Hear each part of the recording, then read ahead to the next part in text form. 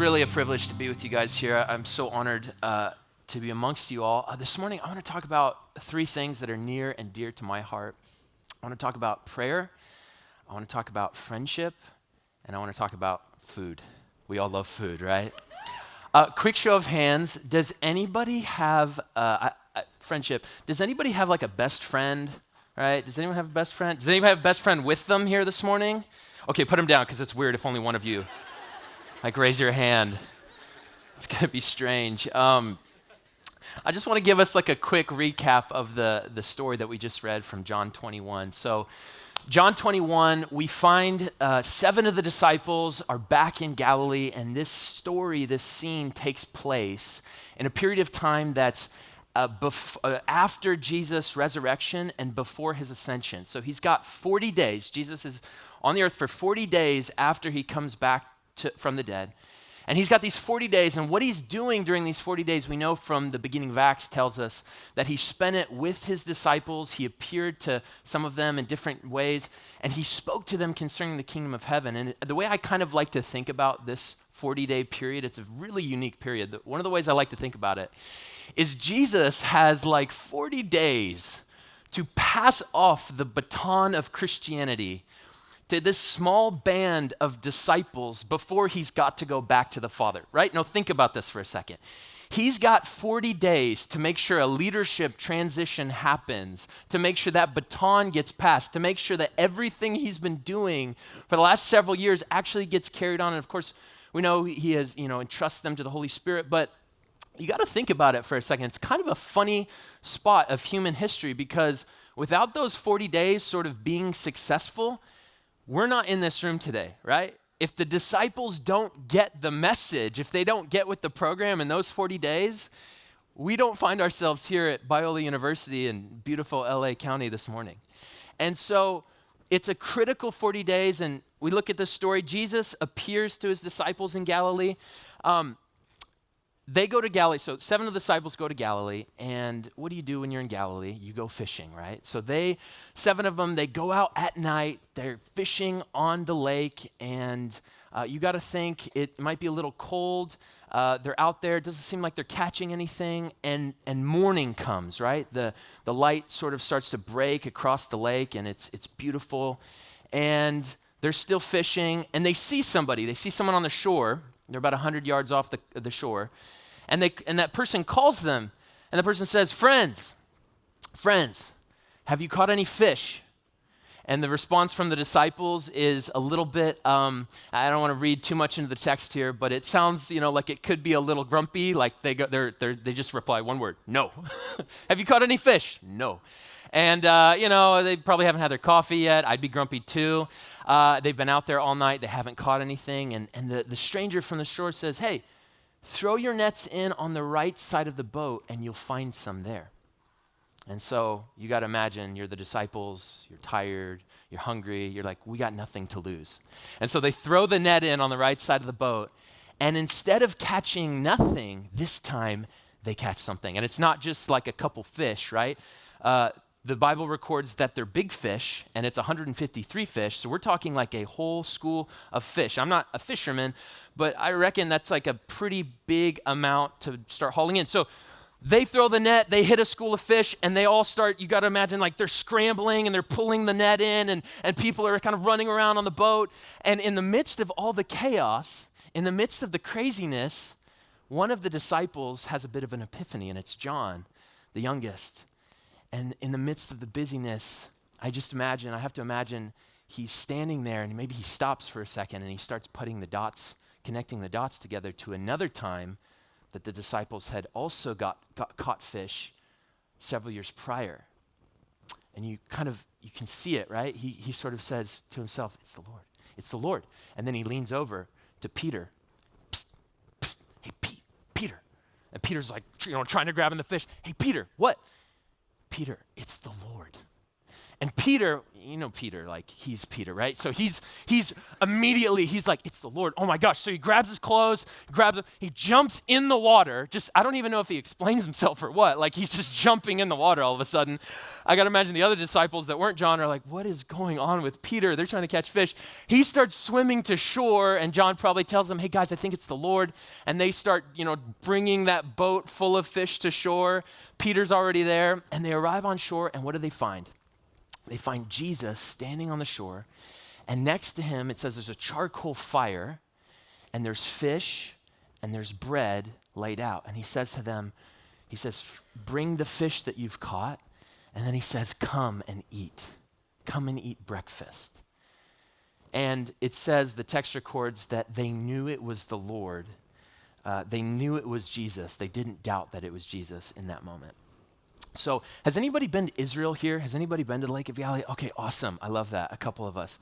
So I've had the privilege, since I mentioned before, I worked in the Middle East for several years. And I had the privilege at one point during those couple years to go to Israel and actually get to visit it. And it was a vacation that I took. If I'm being really honest, though, with you guys, it wasn't just a vacation. I was in the midst of doing church ministry and a few other things in the Muslim world at the time, in the Middle East. And if I'm honest, the vacation that I took to Israel wasn't as much a vacation as it was sort of a trip to prevent me from having a burnout in ministry. And if I'm being really honest with you guys this morning, and I feel like I can be honest with you, Biola University, I was in the middle of a faith crisis, like a little, not like a big one, but like a little one, like we've all been there, maybe not. And I was on the Lake of Galilee one morning, and I had been walking around, and this particular morning, I sat down and actually found myself in Capernaum, which is Peter's hometown.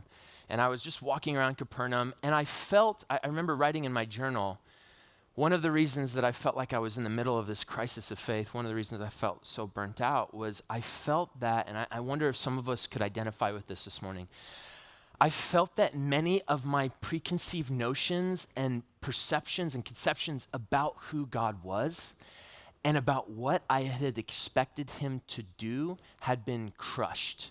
After a couple years of doing something that I felt like the Lord had called me to do, he hadn't done it in the way that I thought he would. And how many of us know the difference between our expectations and reality is usually the level of disappointment that is produced. And I had a certain kind of expectation about what God would do for me and God would do inside of me. And instead, something else had happened. Something else had played out. And I found myself in a moment where I was really questioning some things. And I felt like Peter, honestly, who, a couple years, really prior to this story that we're talking about, this campfire moment that we're talking about, there's a different campfire moment that Peter was around the night of Jesus' trial. And it was at that campfire that Peter had said, I don't know the man. He was asked, aren't you the one that follows Jesus? And he says, I don't know the man. And I felt kind of like Peter, if I'm being really honest, in that moment on the Lake of Galilee, I felt like I had followed Jesus around the Middle East for a couple years, and I didn't know the man anymore. And it was this moment where I was asking some very hard questions. And so I'm sitting there, and as I'm sitting there, these two guys come up, and they're talking, and I hear one of the guys say to the other, I hear him say, yeah, some people set their faith up like dominoes.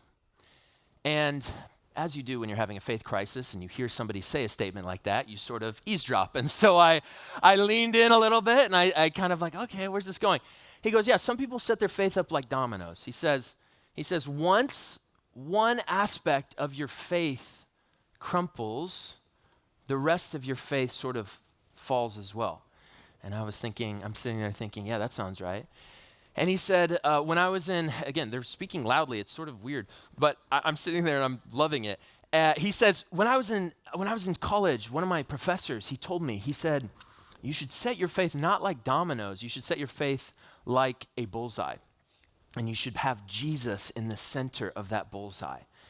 And everything else come what may, if Jesus remains at the center, if friendship with him remains at the center, you'll be able to make it through the storms of life. And I'm sitting there thinking, yeah, I think I'm captain of the domino team. Like, I think I am the domino guy, and I'm finding myself in this moment where a lot of the dominoes in my own life had collapsed. And again, being in that place where I felt like I didn't know Jesus. And I think one of the primary things in my own life I can recognize now a little bit that I had done was I had forsaken friendship with the man that I loved, and I had traded that for a lens of professionalism and a lens of expectation that wasn't rooted in reality, wasn't rooted in relationship with a real living person. I like the way David says it in the Psalms, Psalm 109:4. He says, "In return for my friendship, they accuse me, but I am a man of prayer." In return for my friendship, they accuse me, but I am a man of prayer. And David's contrasting, I think, friendship with the world and friendship with other things. He's saying, the only thing I get in return for friendship with anything else other than God is accusation, is shame, is all these other things. He goes, but instead I've given myself to prayer. I've given myself to something that is rooting me and connecting me with a real being, and that is giving me a relationship that I can then draw out of, that I can then move forward in. In return for my friendship, they accuse me, but I am a man of prayer. I am a woman of prayer. I love that. I love what David's saying there. And I remember being on the Sea of Galilee that day, and I remember just having this moment where I said, Lord, I think I've held you at arm's distance. I think you've held you at arm's length. I want to come back to friendship today. I want to come back to relationship.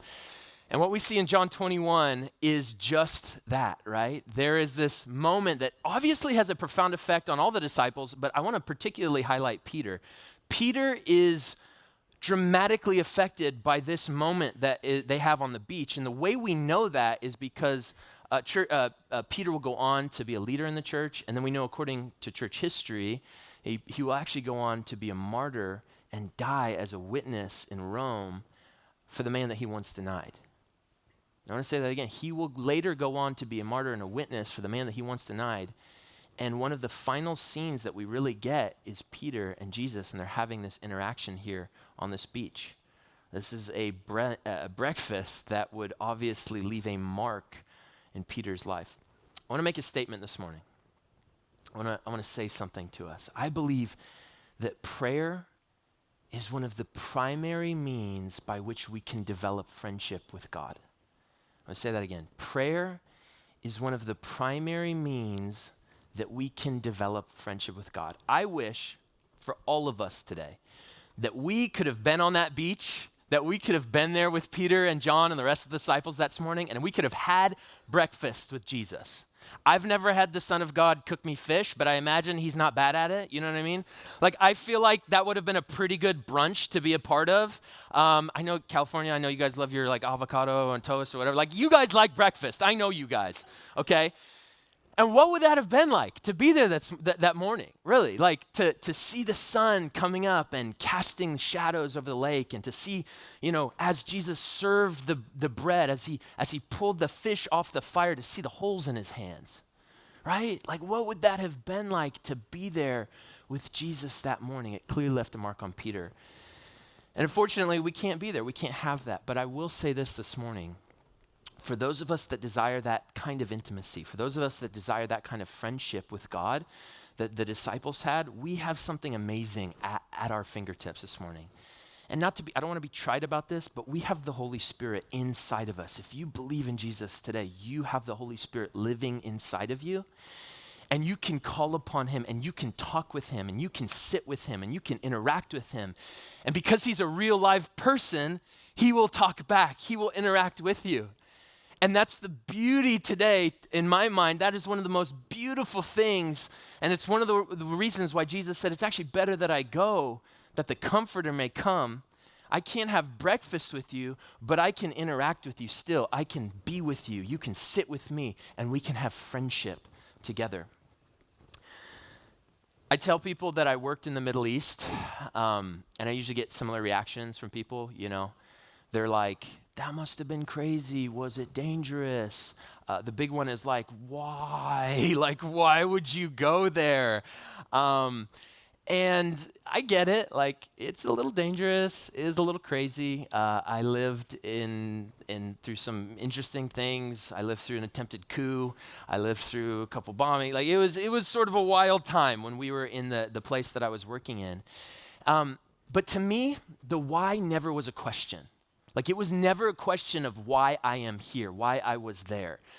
And it honestly goes back to something that you guys are very familiar with. It goes back to my college years. When I was a freshman in college, we had this prayer ministry at my university.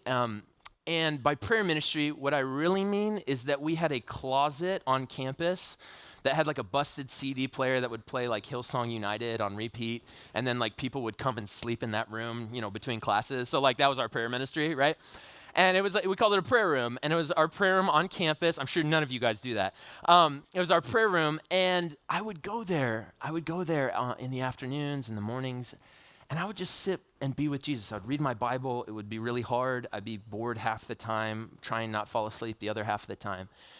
But something happened to me in college. Something happened to me in years where I gave myself to friendship and to prayer with Jesus, and something got inside of me.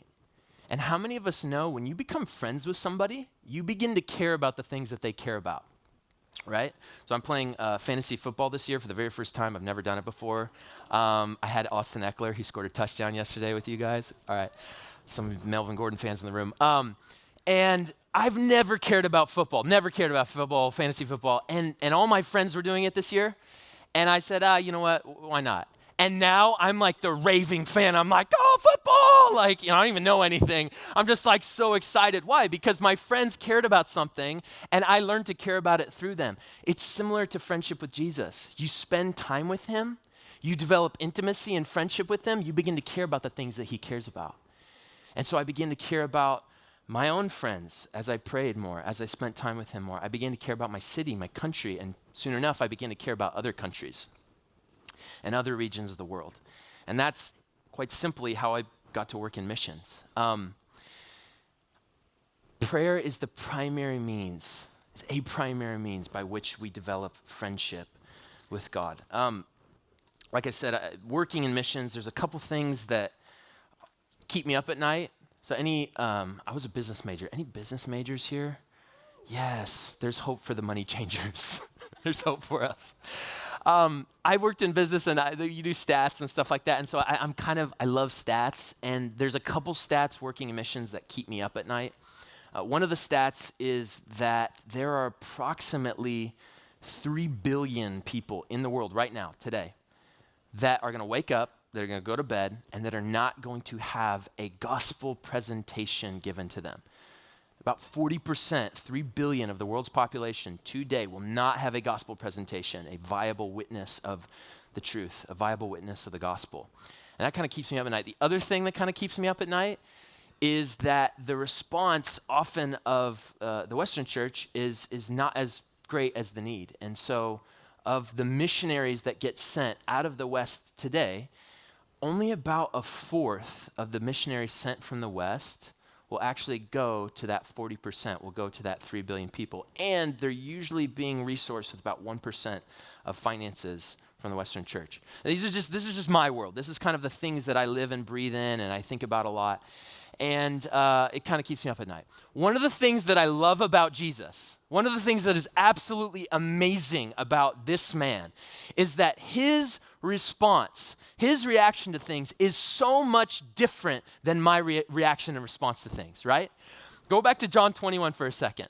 Think in your mind, we have 40 days, Jesus, before you get beamed back up to the Father, before you go back up, there's 40 days where you have to pass on the baton of Christianity. And you got to think, at this point in world history, everybody's an unreached people group. Everybody, like pretty much 99.9% of the world has never heard about Jesus at this point. And Jesus, unlike me, is not stressed out about it. He's not freaking out. He's not like, if I'm Jesus and I come back from the dead, I'm not having brunch with my backslidden disciples. I'm not. You know what I'm going to do? I'm going to go back to Jerusalem and appear before the people that killed me. I'm going to go back up to Herod and Pontius Pilate and be like, you killed me, I'm back. Uh-oh. I'm going to go before the high priest and I'm gonna do the call down fire thing, Throwback Thursday. Like, we're gonna go do that Old Testament deal all over again. You remember that one? Yeah, we're doing it again. I'm going to go before the crowds. Like, I am so different than Jesus, and my evangelization strategy is so different than his. What does Jesus choose to do in the midst of the greatest evangelization crisis in world history? What does he do? You find him on the shore of Galilee cooking breakfast for his disciples. No, seriously, think about it. The Bible records that it was a charcoal fire. If you've ever been camping before, if you've ever made a fire, you know that to get a fire like that, you have to collect the wood, and then you have to build a fire, and then you actually have to build the fire to like make it big, and then you have to let it die down. That takes like an hour and a half maybe. And then you got to take the fish and put the fish on the fire. You got to cook it. And then you got to get the bread somehow. Of all the things Jesus could have been using his time for, he was using his precious time, energy, resource to make breakfast for his disciples. Breakfast for them. Of all the things that the Son of God could have been doing, he was making breakfast. I know we think of God in all these different ways. We have, Jehovah Jireh, Jehovah Rapha. I think we need to think of him a little different this morning. Jehovah Kellogg's, the God who makes breakfast. Like, there is a God that we serve, and he's cooking food for the ones that he loves. And you have to ask the question, right? You have to ask why. Why is he doing it? Why is he spending time cooking breakfast for them? And the answer is back in John 21, verse 5. Friends. And he'll say it also in John 15. I do not call you servants, for a servant does not know his master's business. Instead, I call you friends. This morning, Biola University, I would ask you the question, do you know him as a friend? Do you know that he calls you friend? Have you called him friend? My hope and my prayer this morning is that for all of us, we would recognize the radical, beautiful, jealous love of Jesus, one who desires that we would be one with him, that we would be his friend. Discover who you're called to be at Biola University, a leading Christ-centered university in Los Angeles, with programs on campus and online. Subscribe for more of our videos and learn more at biola.edu.